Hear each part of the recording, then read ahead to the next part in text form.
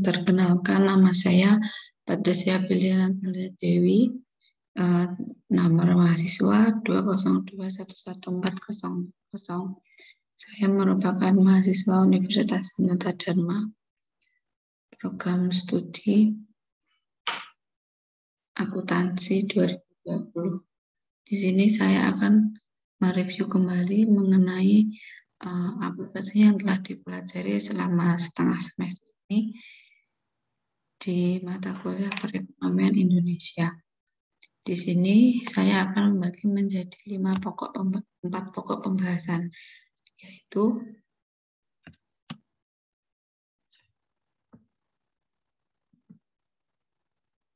yang pertama, pokok pembahasan pertama yaitu mengenai pertumbuhan ekonomi di Indonesia. Di sini saya membagi menjadi 5 masa, yaitu masa sebelum kemerdekaan yang dimulai tahunnya saya menurut sumber yang saya baca itu tidak tahu dimulai pada tahun berapa, tapi berakhir di tahun 1945. Setelah itu dilanjutkan dengan masa awal kemerdekaan, yaitu dimulai sejak tahun 1945 sampai dengan tahun 1951. Setelah itu dilanjutkan dengan masa Orde Lama, yaitu dimulai sejak tahun 1951 sampai dengan tahun 1966. Setelah itu dilanjutkan lagi dengan masa Orde Baru, yaitu dimulai sejak tahun 1966 sampai dengan 1955. Lalu dilanjutkan dengan masa reformasi yang dimulai pada tahun 1999 sampai dengan saat ini. Mari kita bahas satu persatu, yaitu di masa sebelum kemerdekaan itu dimulai pada awal abad ke-17, Venerge Ostindische Company, yaitu salah satu perusahaan multinasional pertama di dunia yang telah mendirikan basis operasional di Indonesia yang bertujuan untuk memonopoli perdagangan rempah-rempah dunia yang pada saat itu berpusat di Indonesia. Lalu pada tahun 1800-an, Hindia Belanda merupakan salah satu negara terbesar yang menerima manfaat finansial dari monopoli perdagangan komoditas Nusantara tersebut di pasar internasional melalui hasil tani seperti kopi, teh, kinah, karet, dan minyak sawit. Lalu juga ada hasil bumi seperti minyak bumi, batu bara, timah, dan tembaga. Setelah itu, Hindia Belanda berubah nama menjadi Republik Indonesia, tepatnya setelah Perang Dunia Kedua. Setelah itu pada awal abad ke-21, Indonesia berkembang menjadi kekuatan ekonomi terbesar di Asia Tenggara, sekaligus sebagai kekuatan ekonomi negara berkembang di dunia, yang mengantarkan Indonesia menjadi anggota generasi 20 dan masuk sebagai negara industri baru. Setelah itu dilanjutkan pada masa awal kemerdekaan, yaitu pada tahun 1945 sampai dengan 1951.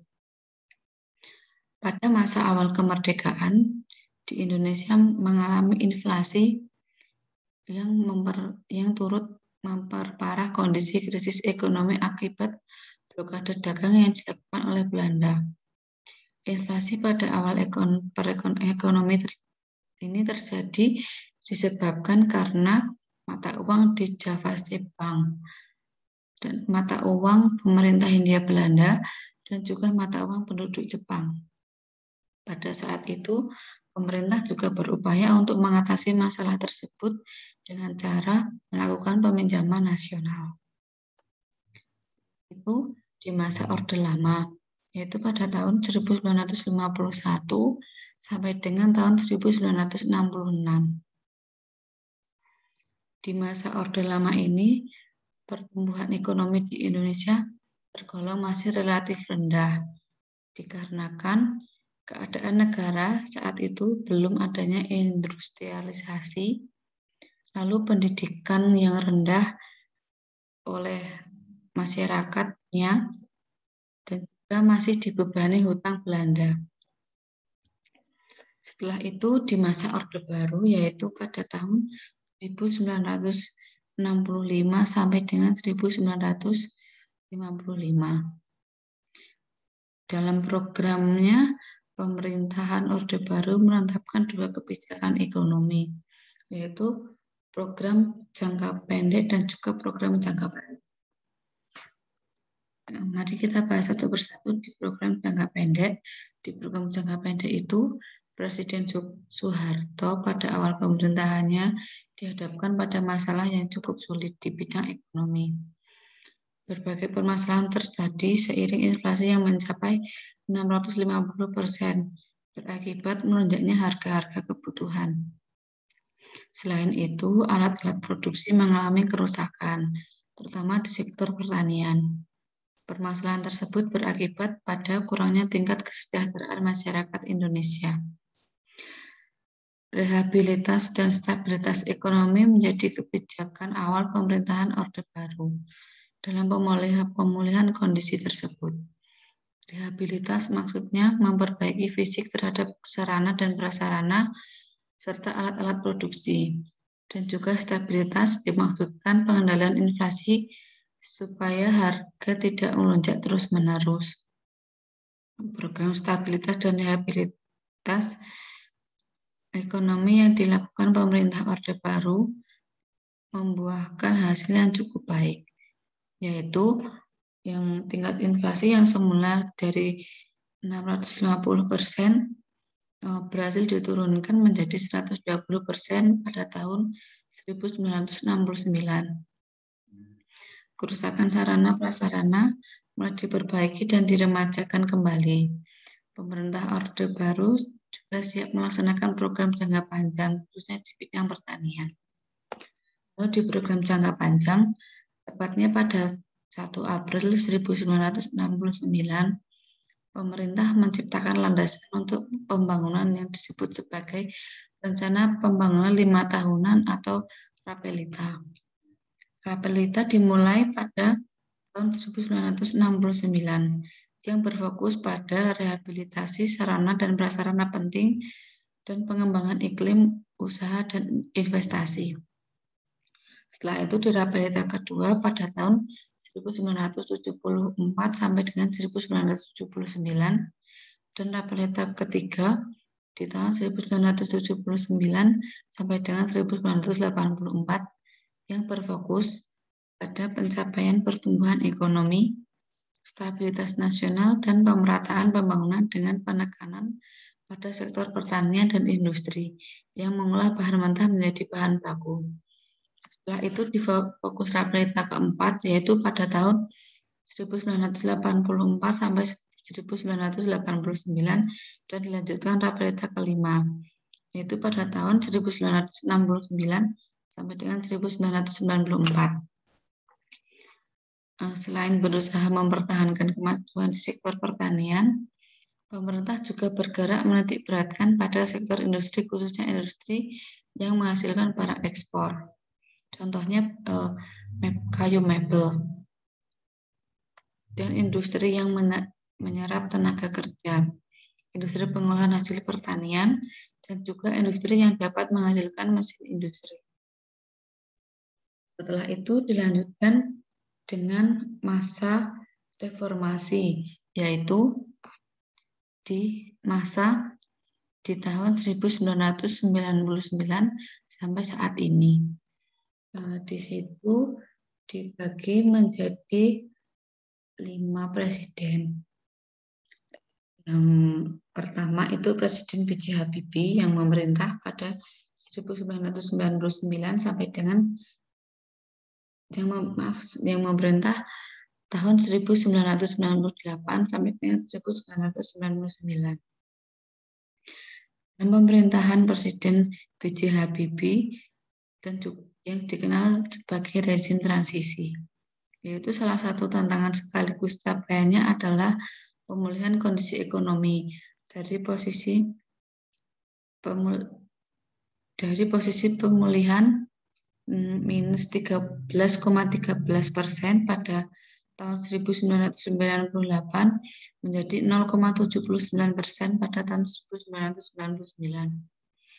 B.J. Habibie juga menerbitkan berbagai kebijakan keuangan dan moneter dan juga membawa perekonomian Indonesia ke masa kebangkitan.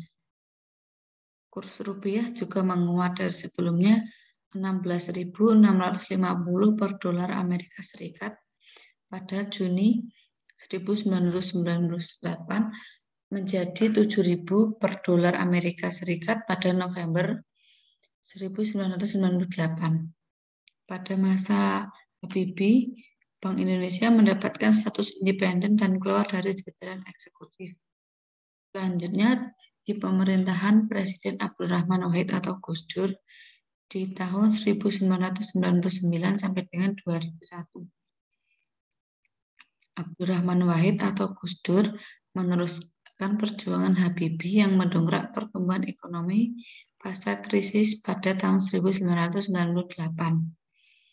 Secara perlahan, ekonomi Indonesia tumbuh menjadi 4,92% pada tahun 2000. Gus Dur juga menerapkan kebijakan desentralisasi fiskal dan otonomi daerah. Pemerintah membagi dana secara berimbang antara pusat dan daerah. Kemudian pemerintah juga menerapkan pajak dan retribusi daerah. Meskipun demikian, ekonomi Indonesia pada 2001 tumbuh melambat menjadi 3,64%. Setelah itu di masa pemerintahan Megawati Soekarno Putri, yaitu di tahun 2001 sampai dengan 2004. Pada masa pemerintahan Megawati, pertumbuhan ekonomi Indonesia secara bertahap terus meningkat dari tahun ke tahun. Pada tahun 2002, pertumbuhan Indonesia mencapai 4,5% dari 3,64% di tahun sebelumnya. Kemudian di tahun 2003, ekonomi tumbuh menjadi 4,78%. Di akhir pemerintahannya, pada tahun 2004, ekonomi di Indonesia tumbuh menjadi 5,03%. Tingkat kemiskinan pun terus menurun dari 18,4% di tahun 2001 menjadi 8,2% di tahun 2002. Lalu di 2003 menjadi 17,4% dan juga di tahun 2004 menjadi 16,7%. Perbaikan yang dilakukan pemerintah saat itu yakni dengan menjaga sektor perbankan lebih ketat hingga menerbitkan surat utang atau obligasi secara langsung.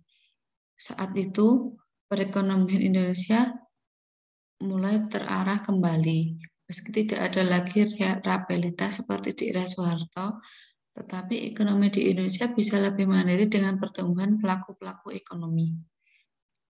Selanjutnya yaitu di masa pemerintahan Susilo Bambang Yudhoyono atau SBY di tahun 2004 sampai dengan 2014. Pertumbuhan ekonomi Indonesia cukup mengembirakan di awal pemerintahan Susilo Bambang Yudhoyono, yakni mencapai 5,69% di tahun 2006. Lalu di tahun 2006 kembali melambat lagi menjadi 5,5%. Lalu di tahun berikutnya pertumbuhan di Indonesia menjadi 6%, tepatnya 6,35%. Lalu pada 2018 pertumbuhan ekonomi masih di atas 6%, meski turun tipis ke angka 6,1%. Saat itu impor Indonesia terbilang tinggi, tetapi angka ekspor juga tinggi sehingga neraca perdagangan lumayan berimbang. Pada tahun 2009, di akhir periode pertama, sekaligus awal periode kedua kepemimpinan Susilo Bambang Yudhoyono, ekonomi di Indonesia tumbuh melambat di angka 4,63%. Lalu pada 2010, ekonomi Indonesia kembali tumbuh drastis mencapai 6,22%. Pemerintah juga mulai merancang rencana percepatan pembangunan ekonomi Indonesia di jangka panjang. Pada 2011, ekonomi Indonesia tumbuh menjadi 6,49%, berlanjut dengan pertumbuhan di atas 6% pada 2012, yaitu di angka 6,23%. Namun, perlambatan kembali terjadi setelah itu dengan pencapaian 5,56% di tahun 2013 dan di akhir kepemimpinannya di tahun 2014 menjadi 5,1%. Setelah itu dilanjutkan di masa pemerintahan Jokowi yang pertama, yaitu di tahun 2014 sampai dengan 2019. Pada tahun 2015, perekonomian Indonesia kembali terlihat rapuh. Rupiah terus-menerus melemah terhadap dolar Amerika Serikat. Saat itu, ekonomi Indonesia tumbuh menjadi 4,88%. Rencana pembangunan jangka menengah seolah hanya sebagai dokumen tanpa pengawasan dalam implementasinya. Dalam kondisi itu, tidak diketahui sejauh mana RPJMN terrealisasi. Ini tidak seperti Rapelita yang lebih fokus dan pengawasannya dilakukan dengan baik sehingga bisa dijaga. Pada 2016 ekonomi Indonesia mulai terdongkrak tumbuh menjadi 5,03%. Dilanjutkan dengan pertumbuhan pada 2017 menjadi 5,17%. Berdasarkan asumsi makro dalam APBN 2018, pemerintah memprediksi pertumbuhan ekonomi 2018 secara keseluruhan mencapai 5,4%. Namun pertumbuhan ekonomi di kuartil pertama di tahun 2018 ternyata tidak cukup menggembirakan, yaitu hanya mencapai 5,06%. Sementara pada kuartil kedua di tahun 2018, ekonomi tumbuh menjadi 5,27% dibandingkan periode yang sama di tahun lalu. Hanya ada sedikit perbaikan dibanding kuartal sebelumnya. Pertumbuhan ekonomi di Indonesia pada kuartal ketiga tahun 2018 sebesar 5,17%, yaitu melambat dibandingkan kuartal sebelumnya. Untuk kuartal keempat di tahun 2018, pertumbuhan ekonomi diprediksi melesat dari asumsi APBN. Bank Indonesia memprediksi pertumbuhan ekonomi di Indonesia secara keseluruhan pada 2018 menjadi pertumbuhan ekonomi tertinggi di era pemerintahan Jokowi. Konsumsi rumah tangga masih menjadi penopang utama dengan porsi 5,08%. Pada tahun 2018, investasi menyumbang 6,1% bagi pertumbuhan ekonomi. Ekspor menyumbang 4,33%. Konsumsi pemerintah menyumbangkan 4,56%. Konsumsi lembaga rumah tangga menyumbangkan 10,79% dan impor menyumbangkan 7,10%. Total PDB pada 2018 tercatat 56 juta atau 3,927 dolar Amerika Serikat memakai kurs saat itu. Pada tahun 2019, yaitu tahun pemilu di Indonesia, mencatatkan pertumbuhan ekonomi 5,02%. Perang dagang di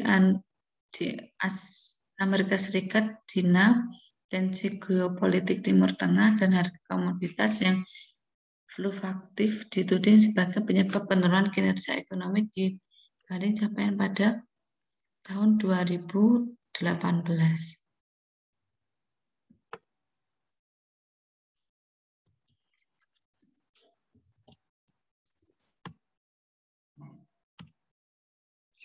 Setelah itu kita masuk ke pokok pembahasan kedua, yaitu membahas tentang stabilitas perekonomian di Indonesia. Stabilitas perekonomian adalah prasyarat dasar untuk tercapainya peningkatan kesejahteraan rakyat melalui pertumbuhan yang tinggi dan peningkatan kualitas pertumbuhan. Stabilitas perekonomian sangat penting untuk memberikan kepastian berusaha bagi para pelaku ekonomi. Lalu, langkah yang ditempuh oleh Kementerian Perdagangan dalam menjaga stabilitas perekonomian yaitu dengan melakukan strategi stabilitas pasar terhadap surat utang negara. Yang kedua, memperluas jangkauan ekspor barang produksi dalam negeri. Yang ketiga, mempertegas kebijakan fiskal dalam melakukan keteraturan perekonomian.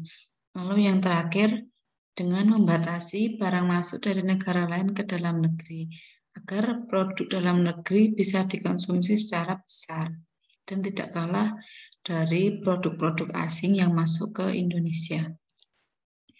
Lalu di sini ada stabilitas ekonomi makro. Stabilitas ekonomi makro merupakan faktor fundamental untuk menjamin pertumbuhan ekonomi yang berkelanjutan atau sustainable economic growth.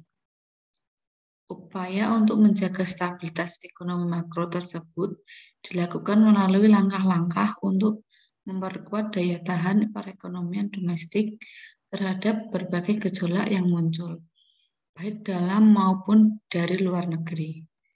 Upaya tersebut juga disertai dengan program kegiatan pembangunan yang dalam pelaksanaannya diharuskan menyertakan langkah-langkah untuk mengendalikan laju inflasi, stabilitas nilai tukar, serta tingkat bunga yang rendah. Upaya tersebut menghadapi tantangan yang berat, seperti tingginya harga beberapa bahan makanan dan juga harga minyak internasional. Lalu, di sini apakah inflasi mempengaruhi stabilitas ekonomi? Menurut penelitian menyimpulkan bahwa inflasi berpengaruh negatif dan signifikan terhadap pertumbuhan ekonomi khususnya di Indonesia. Karena jika inflasi naik, maka pertumbuhan ekonomi akan menurun dan juga sebaliknya. Jika inflasi menurun, maka pertumbuhan ekonomi akan naik. Jadi inflasi sangat mempengaruhi stabilitas ekonomi khususnya di Indonesia. Lalu kita masuk ke pokok pembahasan yang ketiga, yaitu mengenai perkembangan ketenagakerjaan di Indonesia. Di sini ada hukum dan asas ketenagakerjaan. Hukum perburuhan atau ketenagakerjaan, sering disebut juga labor law, adalah bagian dari hukum berkenaan dengan pengaturan hubungan perburuhan, baik itu bersifat perorangan atau bersifat kolektif. Lalu, asas hukum ketenagakerjaan adalah asas keterpaduan melalui koordinasi fungsional lintas sektoral pusat dan daerah. Pekerja atau buruh dalam perjanjian kerja bersama mulai berlakunya setelah didaftarkan pada sejak itu perusahaan dan serikat pekerja atau serikat buruh terikat dalam mempunyai kewajiban masing-masing. Lalu, tujuan hukum ketenagakerjaan ada 4. Yang pertama, memperdayakan dan mendayagunakan tenaga kerja secara optimal dan manusiawi. Yang kedua, mewujudkan pemerataan kesempatan kerja dan menyediakan tenaga kerja yang sesuai dengan kebutuhan pembangunan nasional dan daerah. Yang ketiga, memberikan perlindungan kepada tenaga kerja dalam mewujudkan kesejahteraan. Dan yang terakhir, meningkatkan kesejahteraan tenaga kerja dan juga keluarganya. Lalu, di Indonesia ada masalah-masalah ketenagakerjaan. Contohnya, yaitu percepatan pertumbuhan angkatan kerja tidak disertai dengan percepatan pertumbuhan lapangan pekerjaan, atau juga penawaran tenaga kerja tidak seimbang dengan meningkatnya permintaan tenaga kerja. Hal itu menyebabkan banyaknya pengangguran yang ada di Indonesia. Lalu, kesempatan kerja yang dirasakan semakin berkurang setiap tahunnya. Belum lagi dengan persaingan antar pekerja yang semakin ketat. Terlebih lagi di saat ini banyak tenaga kerja asing yang masuk ke Indonesia itu juga menjadikan kesempatan kerja bagi rakyat Indonesia menjadi semakin berkurang. Lalu, produktivitas tenaga kerja masih relatif rendah. Hal itu dikarenakan karena rendahnya tingkat pendidikan yang dimiliki dan juga kurangnya keterampilan yang dimiliki oleh rakyat yang ada di Indonesia. Hal itu juga menjadikan di Indonesia menjadi banyaknya pengangguran. Lalu, kondisi tenaga kerja di Indonesia. Sektor pertanian masih memegang porsi terbesar dalam menyediakan lapangan pekerjaan bagi masyarakat Indonesia. Berdasarkan laporan International Labour Organization atau ILO, pada tahun 2017 di Indonesia sebanyak 31,9% penduduk di Indonesia bekerja di sektor pertanian. Disusul di sektor jasa sebanyak 24,2% dan juga dilanjutkan di sektor perdagangan yaitu 22,5%. Meskipun demikian, kenyataannya di sektor pertanian masih tidak mampu untuk memberikan kesempatan kerja yang banyak pada beberapa tahun terakhir ini. Terhitung sejak tahun 2009 sampai tahun 2016, jumlah pekerja yang mampu ditampung di sektor pertanian mengalami penurunan sebesar 9%. Sedangkan di bidang lain seperti industri, manufaktur, dan jasa mengalami pertumbuhan yang positif. Lalu kita lanjutkan di pokok pembahasan yang keempat mengenai neraca pembayaran Indonesia. Neraca pembayaran Indonesia atau NPI merupakan statistik yang mencatat transaksi ekonomi antara penduduk Indonesia dengan bukan penduduk pada suatu periode tertentu. Transaksi neraca pembayaran Indonesia atau NPI terdiri dari 3 transaksi, yaitu transaksi berjalan, transaksi modal, dan transaksi finansial. Nanti akan saya bahas di slide selanjutnya. Saat ini kita mempelajari tentang statistik neraca pembayaran di Indonesia, yaitu merupakan salah satu statistik ekonomi makro yang penting bagi Indonesia. Di antara sejumlah statistik ekonomi makro lainnya, seperti pendapatan domestik bruto atau PDB, dan juga jumlah uang beredar. Statistik ini memberikan informasi mengenai transaksi ekonomi yang terjadi di antara penduduk Indonesia dengan bukan penduduk pada suatu periode tertentu.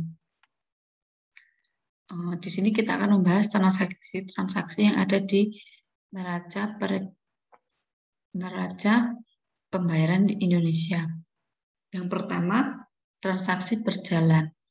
Mencakup segala transaksi yang berasal dari perdagangan barang dan jasa, serta pendapatan yang berasal dari investasi asing.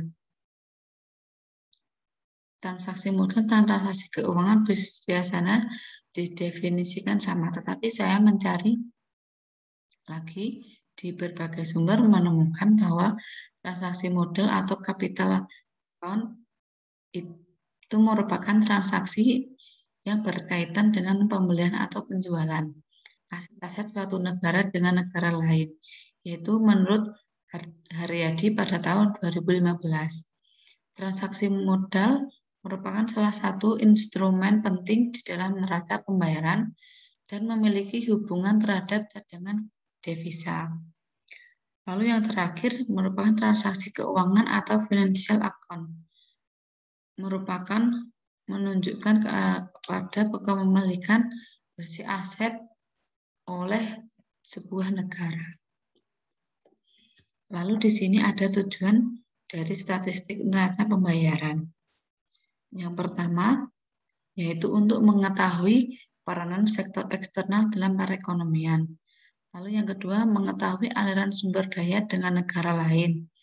Lalu mengetahui struktur ekonomi dan perdagangan. Lalu mengetahui permasalahan utang luar negeri, lalu mengetahui perubahan posisi cadangan devisa dan potensi tekanan terhadap nilai tukar. Lalu sebagai sumber data dan informasi dalam menyusun anggaran devisa. Dan yang terakhir sebagai sumber data menyusun statistik neraca nasional atau national account. Lalu transaksi apa saja yang dicatat dalam neraca pembayaran Indonesia? Di sini saya menemukan ada 5 transaksi. Yang pertama, penjualan dan pembelian barang dengan negara lain. Contohnya seperti ekspor minyak sawit dan juga kita mengimpor bahan baku atau barang konsumsi. Lalu yang kedua, pemberian atau penggunaan jasa kepada atau dari negara lain, seperti penyediaan jasa pialang saham oleh perusahaan sekuritas domestik kepada investor asing, dan juga pemakaian jasa pengangkutan kapal laut asing oleh perusahaan domestik. Yang ketiga, pendapatan atas investasi, seperti dividen dan juga bunga yang diperoleh oleh pihak asing yang berinvestasi di Indonesia dan penduduk Indonesia yang berinvestasi di luar negeri. Lalu yang keempat, investasi finansial, antara lain dalam bentuk saham dan surat utang, seperti pembelian sertifikat Bank Indonesia oleh investor asing dan penjualan obligasi pemerintah Amerika Serikat yang dimiliki oleh bank domestik. Lalu yang terakhir dengan pemberian atau penerimaan uang, barang, dan jasa tanpa ada imbalan langsung. Contohnya seperti penerimaan pemerintahan dalam bentuk hibah dari negara asing. Lalu kita membahas tentang neraca pembayaran Indonesia pada triwulan pertama tahun 2021 yang mencatat neraca keuangan pembayaran Indonesia mengalami surplus sehingga menopang ketahanan eksternal di neraca pembayaran Indonesia pada triwulan pertama 2021 ini mencatat surplus sebesar 4,1 miliar dolar Amerika Serikat.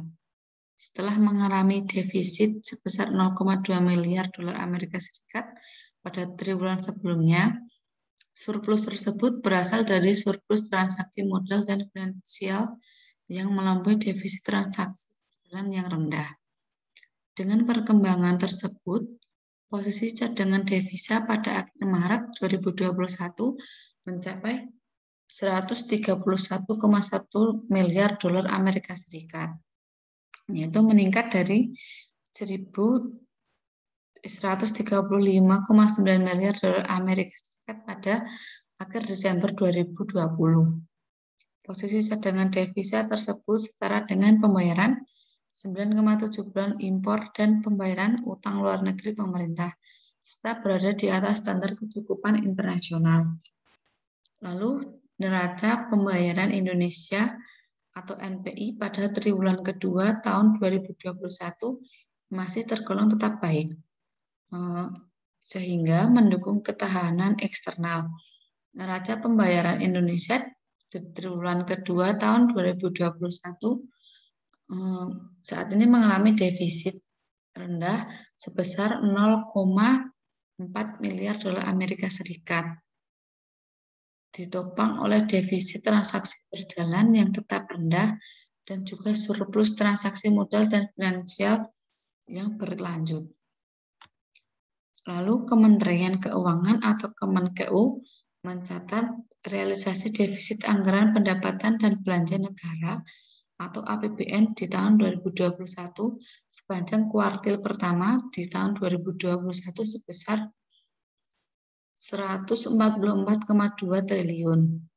Defisit tersebut disebabkan karena penerimaan negara yang masih minim sementara belanja negara yang melonjak. Lalu di neraca pembayaran Indonesia atau NPI mengalami surplus 4,1 miliar US dollar pada kuartil pertama di tahun 2021, melonjak signifikan dari kuartil sebelumnya yang defisit 156 juta US dollar. Kondisi ini ditopang surplus transaksi modal dan finansial TMP di tengah rendahnya defisit transaksi berjalan atau TP. Bank Indonesia juga mencatat neraca pembayaran Indonesia atau NPI pada kuartal kedua di tahun 2021 yang mengalami defisit 400 juta dolar Amerika Serikat. Defisit ini lebih tinggi dibandingkan di kuartal sebelumnya, yaitu mengalami surplus 4,1 miliar dolar Amerika Serikat.